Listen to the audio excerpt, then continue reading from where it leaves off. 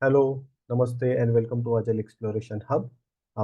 We are bringing another episode today, and we are going to discuss about how to make PI planning more effective. Being everyone is now, or most of the organization are working in safe now. Uh, Aspiring Scrum Master, newly joined as Agile coach, they face challenges. They're able to do the PI planning, but the effectiveness may not be same over the period. So to discuss this, we have brought one expert today, Ankit. Ankit is an Agile evangelist, passionate about enabling people and business to adopt agility. He has worked as an Agile Transformation Coach at a large portfolio for a bank. He's also known, he's a very well-known speaker, a reviewer for some of the global industry conferences. He takes active interest in coaching, mentoring people. He hosts a lot of webinars, online session, and he also have few very useful videos for product management. So let's welcome Ankit to discuss how to make PI planning more effective. Hey Ankit, welcome.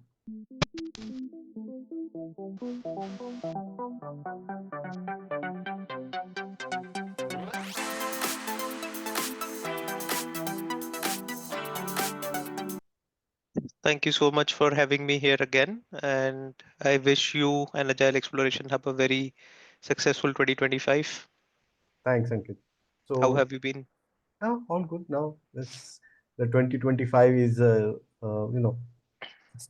so far so good, and I'm hoping this journey will be again very nice, and I'll get equal support from speakers like you to host my podcast. So to my subscriber, if you watching, please subscribe to my channel. Keep watching, keep supporting, add your comments, and let's get on with the today's episode. So Ankit, as I said, uh, I may go and start working in a safe framework with the people, and I may start working and I start doing PI planning and all that. But over the period, it may not, my energy or my uh, uh, battery doesn't last long. So how can I make it more effective? That's the what we are going to discuss. But first of all, what is PI planning? What is it all about? So, in a very, very simple definition, PI planning is that event which, and this is somewhat aligned to what SAFe says, PI planning is an event which will align all your stakeholders, all your teams, and everyone on an agile release team to have a common vision to align Mhm. towards the business objectives and then form a plan for the next 10 to 12 weeks depending on how big your program or how uh, your quarter is defined as, but that's like the event where you will get everyone to have a common vision and alignment towards the business objectives and then come up with a plan to achieve those objectives. So that's what PI planning is. But if I were to define it even like you said for newer scrum masters, I would say think of what you would want to do for a scrum team for 2 weeks or for a sprint. That's your sprint planning. You look at capacity, you look at the goals that you want to achieve, and you craft a sprint goal and you try to achieve that within the next 2 weeks. Think of it in a scaled way where you have 10, 12, 15 teams working towards a common business goal, and you have to plan to achieve that goal within most likely next 3 months or so based on your quarter. So, and that's what you would do in a PA planning. Oh, that's really nice. So thanks for putting it in very simple, and easy to understand terms. And now that I can hear that the duration is longer, there are much more details to be added, stakeholders interactions, and everything has been there. Collaboration is required, multiple teams. There will be dependency being discussed, capacity, shared capacity will be discussed, all that. So some of the things that I can see right now, but what are the one of some of the biggest challenges that team might face during the PI plan? So, um, based on the number of cycles that I have gone through, or at least I have seen, there are few things that stand out for me in terms of PI planning. One of them very clearly is dependencies, and we've all heard about it multiple times. We've known that if your teams have dependencies, which is bound to happen in a scale environment, not that it is not, it is a not solvable problem. It there are still ways to solve it, but dependency remains to be one of the most common challenges that at least I have spoken to or I've worked with vast scale of teams. The other one that stands out for me is lack of business clarity or priorities. It's Mm. very common that uh, there are some priorities given, and within the first two sprints, we see the priorities are being changed after the PI planning.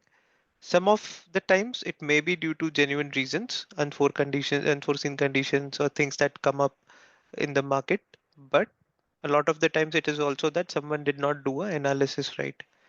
Okay. Mm. So lack of business clarities is also one of the standing out. And I think apart from that scope, the way teams manage their scope during a PI planning, if it is not backed by a consistent and rational uh, say mechanism, either you calculate capacity, either you do a proper feature definition of ready and things like that. If you don't control your scope, either even if you keep it too small or too large, that is probably going to be a challenge for your PI to be successful or not successful.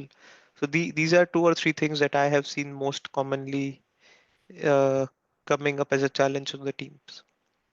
Okay. So again, that I can hear like dependencies are there and multiple people getting involved, including business stakeholders, teams, uh, scrum masters, maybe RT, different teams. So now I really want to understand, how to keep everyone, engaged or aligned or, equally,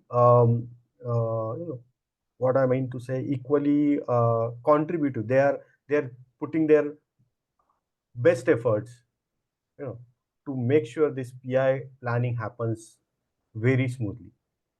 So how to keep everyone engaged? That's what I wanted to understand. So interestingly, and just like safe as PI planning, some other framework has it, the big group planning, or it's not new that people plan for a quarter. It's always been there. Mm. It's just that within SAFE, you have a structure that has been adopted very commonly by a lot of people. It's one of the practices from SAFE which has become PA planning is something which is very commonly known. Big room planning may not be known by a lot of other people.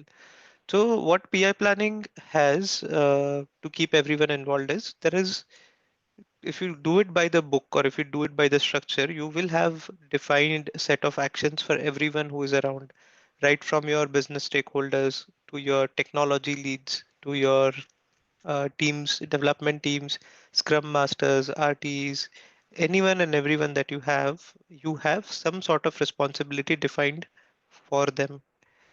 Now, what usually gets missed is people only try to look at PI planning in terms of the 2 or 3 day event, but there is a very structured agenda that needs to happen before PI planning, during PI planning, and after PI planning. It's an entire cycle. It's not 2 days of work that goes in.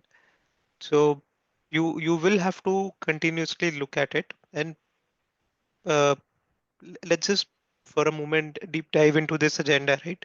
So in the whole cycle of PI planning, if you let's say you have just finished your PI planning last week. Mm. So in this week, you would probably do your OKR adjustments or do a final OKR submission to the business stakeholders, right? So there is some action for people who are looking at the business side. Then immediately from this week till the next PI planning, you will have something called as a PO sync, where the product owners and very high level summary of what PO sync would be, where the product owners would come around and talk about the new features that are there to be built or if they are ready. So they right after the PI planning, they would get into the practice of getting the backlog in a ready state for the upcoming PI planning, the next quarter. Okay. Mm. You will have you will have either the technology leads or business owners or all of them together tracking the progress of the outcomes that we have just committed in the current PI planning. So that will continue. You will have scrum of scrums that which will need to happen. You might want to update your roadmap and vision based on your last PI planning that just finished if there's something that got adjusted. Similarly, when you come closer to the PI planning, say 6 weeks or 4 weeks before, depending on how large your portfolio or program is, how many teams you have, you will start socializing the backlog with the teams, the architects, uh, other members on the agile release train, where you would then try to identify dependencies earlier, which is outside your value stream or outside your portfolio or within a different team, which is not directly under your influence, because you would want to give them enough advance notice. So that starts Right. happening. Then towards the last 2 week of your quarter or the PI, in which you will actually do the PI planning event, you will start getting the teams involved very actively. So typically, as per SAFe, the last sprint of your quarter is called an innovation and planning sprint, Right. which is where you will also look at innovation initiatives, but then also say find improvements or prep for your PI planning. So this that is where they will break. The teams will break the backlog. They will work with the architects to see technical feasibility if there are any challenges. So and then again during the PI planning, everyone will come together, Mhm. your business leads, your architects, your technology leads, your team members, your delivery leads, anyone and everyone who's there, who's a part of the business goal, will come together and ensure there is a plan which they will follow. So if you look at it, the whole cycle, there is a very clear, defined responsibility for everyone to make sure PI planning is effective. Now, Mhm. some of them will have very close with respect to the PI planning event. Some responsibilities would be very close towards the time of PI planning event, and some responsibilities would be ongoing throughout the quarter. And this is what, at least to my knowledge, gets missed by a lot of teams or programs where they don't do all these background activities in a set cadence. Okay. Okay. And then, does this, you know, working agreements or RACI metrics also come into the picture? So RACI metrics or working agreements, either of them is this nothing defined as such, at least in the whole safe framework. There's nothing of that sort mentioned, but it wouldn't harm to have that kind of a checklist created instead of calling it at a RACI matrix, because then it will probably change the meaning. Hmm. I would say you should create a checklist for your teams saying, this is the checklist, this is what we would do in the whole 12 weeks, this is the person responsible, and then we'll keep continue doing that. So you can just have a simple, it could be a table on a Confluence, it doesn't have to Yes. be anything Yeah. fancy, but Right. just write Right. it there, spread it across the weeks, and let everyone know what is that you are talking about and what is that they are expected to do within that particular. And then this is also where the role of an RTE comes into picture, where they can make this whole exercise very effective. Good. And now, uh, can you share, few best practices that can make big difference in PI planning?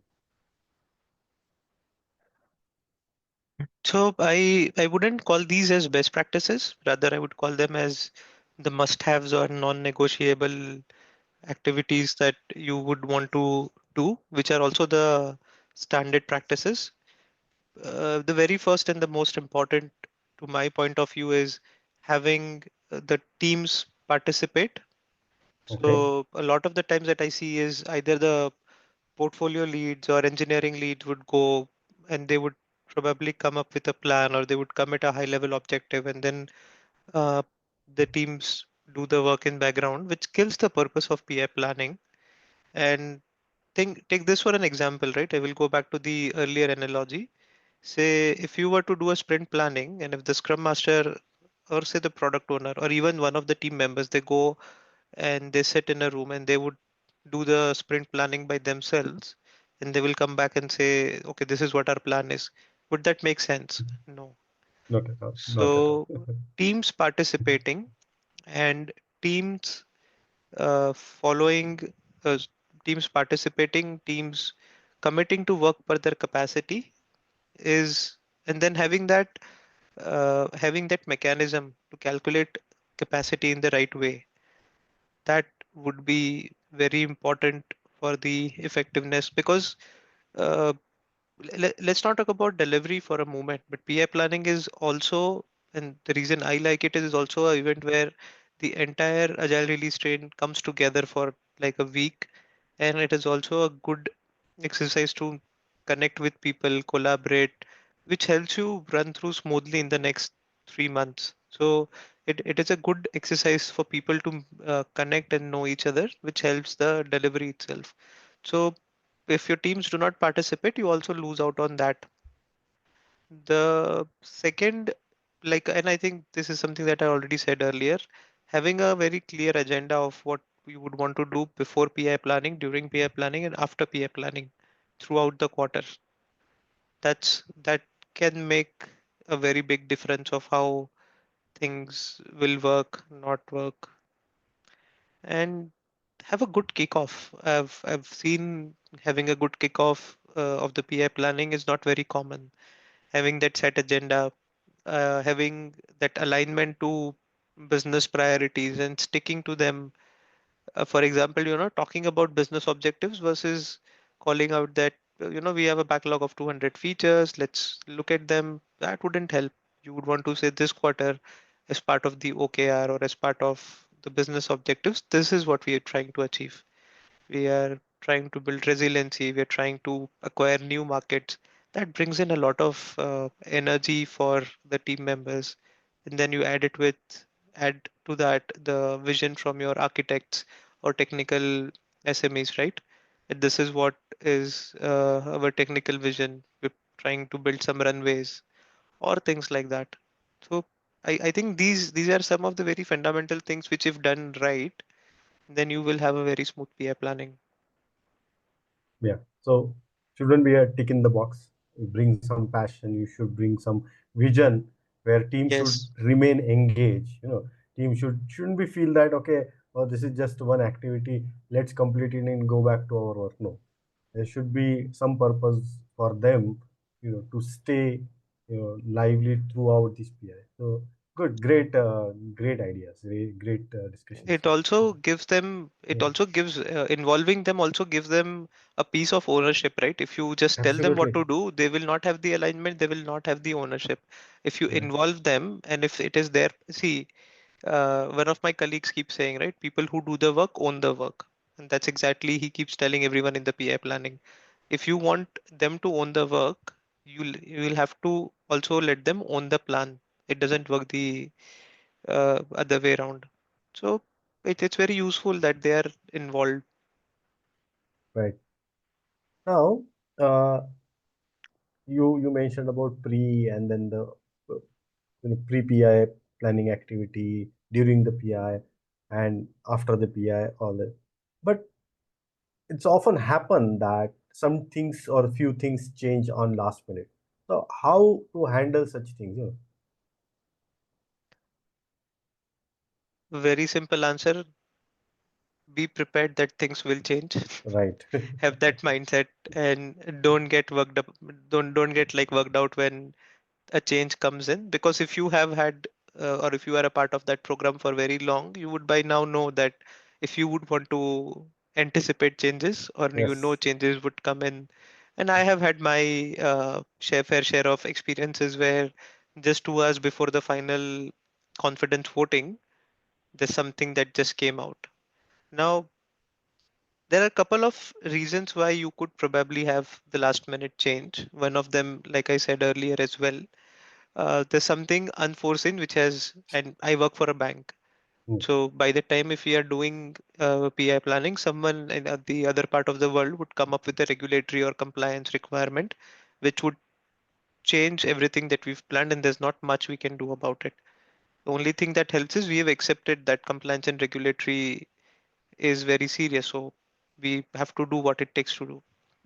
So for a financial organization, those are the factors. So you will first need to uh, and this may not be during the PI planning, but uh, throughout the quarter when you are finding improvements to your PI planning, it is useful to find those factors which bring impediments or blockers to your PI planning, right? So one of these could be finding why do we get changes at the last moment? Is it something which is genuine and which was not forced and which was not seen earlier, or is it something that was probably like a business requirement analyzed very later or being, and then try to resolve them preemptly in the next for the next quarter. But say if you are in your PA planning and if you're in the very last hour and if things do change, ideally in the PI planning agenda, you do have a window to adjust your plan from day one to day two, any which ways. And if it still comes in, and if it is a necessary business requirement, you will have to accept. But how can you make this easier, or how can you handle this change easily? Is if you have done your feature prioritization right, if you have done your objectives prioritization right, and if it is about a new requirement coming in, then for a high performing team or people who have matured this process very well, for them it would be just that looking at, okay, can we take off the last two features and then bring this to. Right. So out of, say, if you have committed to 15 things or 10 things, can we take off the last two least priority items and add this one new thing, provided there are no dependencies that get disturbed, or there is no other commitment or business commitment that gets disturbed. So if you have matured this well enough and if you've done your prioritization very categorically, then it's just replacing those items by the new ones. But yeah, a part of the process is also to mature the PI planning effectiveness as you go on. At some point of time, you may not be able to control the change, but probably absorb it very easily or work your way around it very easily. Okay, great. Now, uh, I would like to move on to something different, like leadership. How leadership can, help, or what they can do to improve or to make more effective PI planning. So I think one of the roles that leadership can play in PI planning is ensuring what we just spoke about, like in the last 20 minutes, having that structured checklist agenda, and then ensuring that their teams believe in. So, for example, some of my previous experiences, the teams used to do PI planning as a checkbox exercises. Teams used to work separately. The reviews had very limited people. Not everyone was present during confidence voting. And the reason that was happening is at some point, because at certain level, the leaders used to think we don't need everyone. So they did not commit to the exercise. They did not commit to the PI planning event, and they did not believe in the value of having it that way. So if they don't do it, the team members will not have no motivation to do it. They have Right. no reasons. And then there is also this thing that usually gets challenged. The engineering work or the development work being hampered. That's something that a lot of people think that for 2 weeks or for 3 days, people do PI planning, they do prep. So much of work can be done, or so much development can happen within those 2 weeks. Now it is up. Now this is something where the leadership can very strongly intervene or enable people, influence the mindset. Because if you believe in, or if you want to do PI planning, then do it the right way, where you involve everyone, let them focus on PI planning, not be bothered about development within that week, or you don't do it. But if you do it like halfway through, where you are having the event, but you want your development teams to do development, then it is like you're trying to save 2 weeks here, but then keeping them away from what is being discussed in the plan. So you are going to lose that plan within the Really quarter fun. any which Right. ways way. Some, if you have matured your process so well, and if your priorities are so clear, and if your teams are well, if you want to do it in lesser amount of time, and if it is working for you without compromising any of the team morale, engagement, uh, having that clarity, business alignment, and everything, go for it. Then that's no one stopping you to do that. But as leadership, you will have to bust a lot of these myths or ensure that those kind of um, culture does not prevail, where either your tech leads or engineering managers will want. So, for example, for one of my teams, we had this very simple rule that unless it is a very critical business need, we will not plan any release in the week of PI planning. Oh, Because yeah, what would happen is, makes sense. Hmm. and this is just one example of how leadership can support. So we did get support on this agreement. This was a part of agreement that we had. So we did get support on this agreement where we said leadership.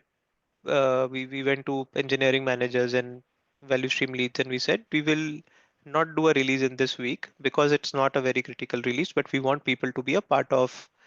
And then I would hold everyone accountable to it, or everyone, ensuring that that happens. Because if you have a release, your QAs are doing regression, your release managers are doing something else. You're worried about code cuts, you're worried about post regression, post release activities. So at some point of time, everyone in the team is getting distracted, bothered, and they're looking at something else, which will break the rhythm or flow of PA planning. And some people will miss out on it. Absolutely. More so if you are a distributed team, and then half of your team is in the PA planning room and half of them are spread across, then it's even a bigger loss. So uh, having the right side of environment, believing or supporting the team's decisions, like rationally, and giving them that space where they would take part into PI planning, and then also bringing their own problems, right? It's not only that they will provide a environment, believe in the team's decision and move away. If they have certain challenges or if they have certain expectations which they would like to team to do differently, or if they want to optimize a few things, they want to see things differently, they can also bring in their agenda during the PI planning. So it's not that they will only have to support. If they have challenges or concerns, they should also try and get them addressed during these events. But first of all, believing, if you are doing it, then believe in it and do it the very structured way by the book, and then also help your teams to do it that way. Great.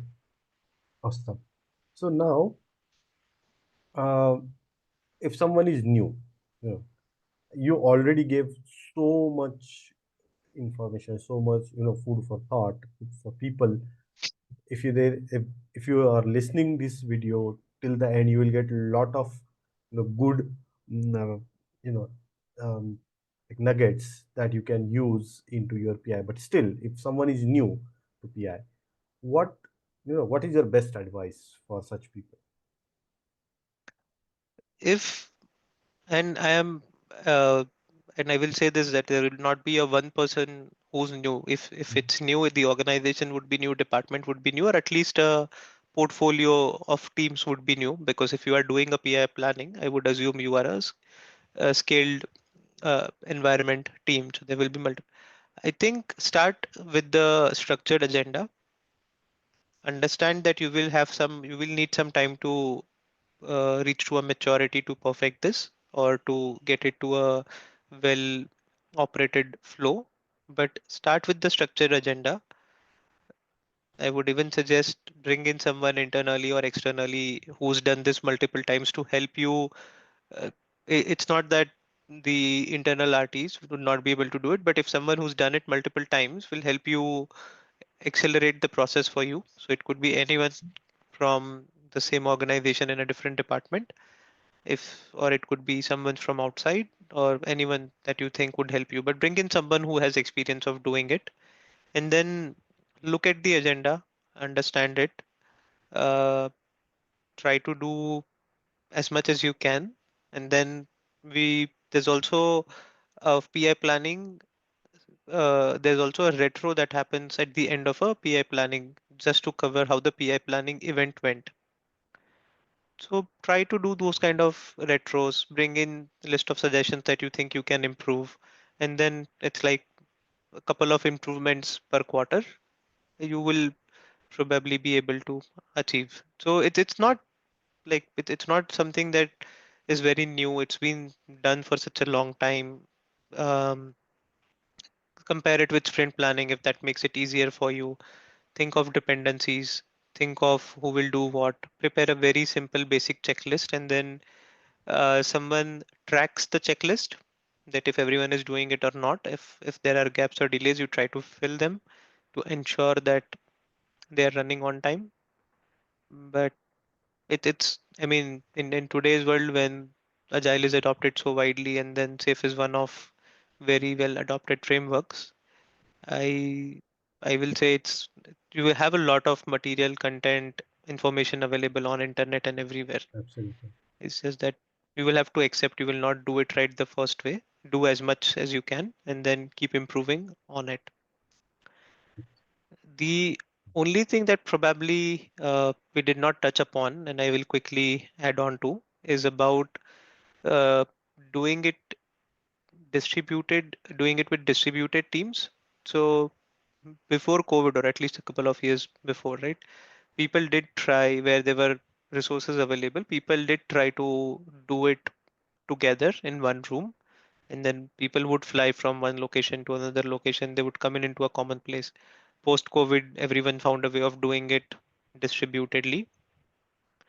So it is very important of how, and I think now a lot of organizations or most of them are doing it in a virtual manner. There are videos from SAFE that come in and tell you how would you want to do it virtually as compared to if you're not able to do it in person.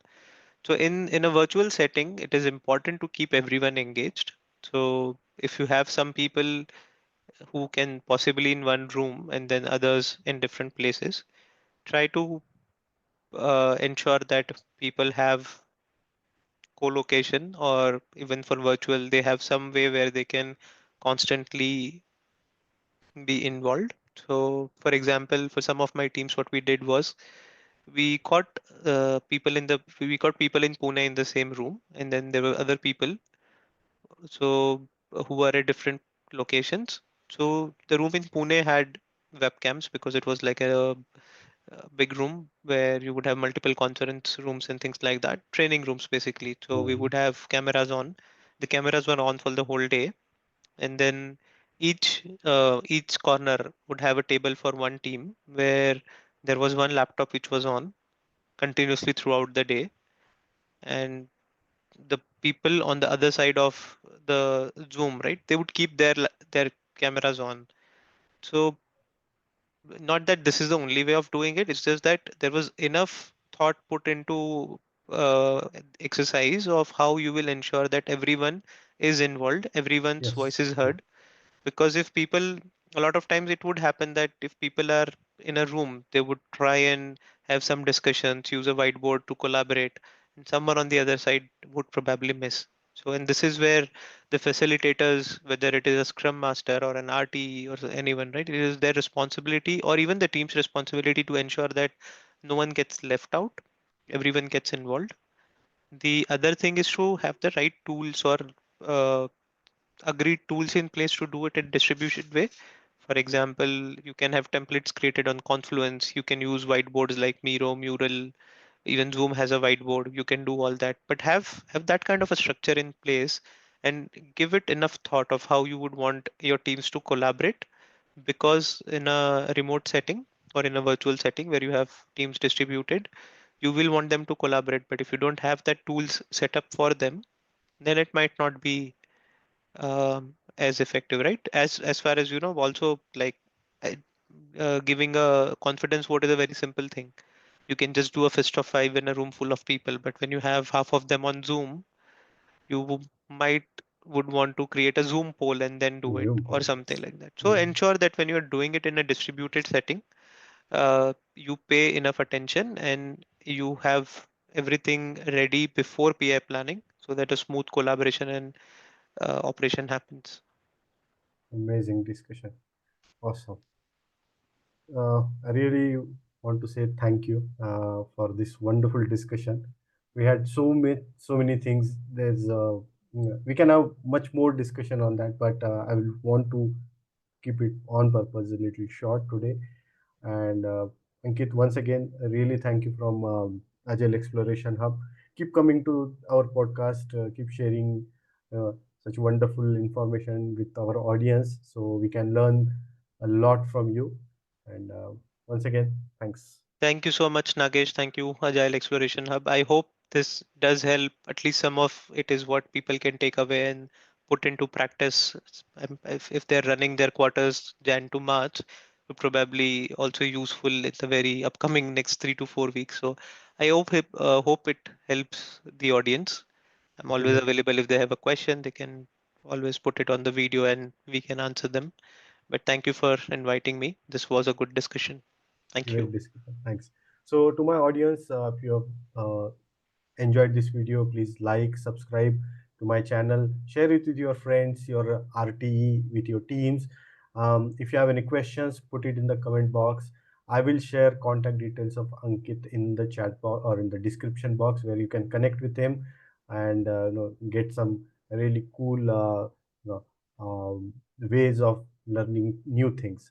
So thank you once again. Thank you.